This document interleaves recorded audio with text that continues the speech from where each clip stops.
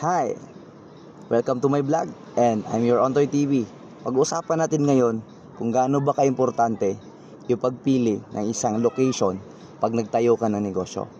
Dahil ang sabi ng karamihan, okay lang naman kahit saan ka magtayo ng isang negosyo.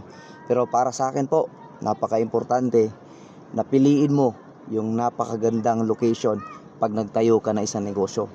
Dahil napaka-importante ang tinatawag na foot traffic.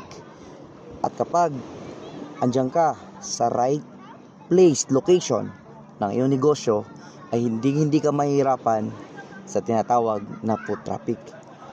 Kasi kung i-compare natin, kung walang foot traffic po kasi yung negosyo na paglalagyan mo, ang tanong, sino ang pupunta o sino makakita at sino makakadaan sa negosyo mo?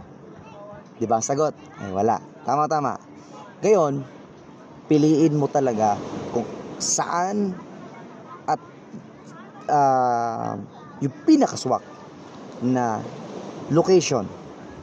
Okay? Huwag basta-basta magtayo ng negosyo na walang foot traffic, yung walang tao na dumadaan, walang mga tao sa paligid, yung walang makakita sa negosyo mo. Napaka-importante po yung location na yon.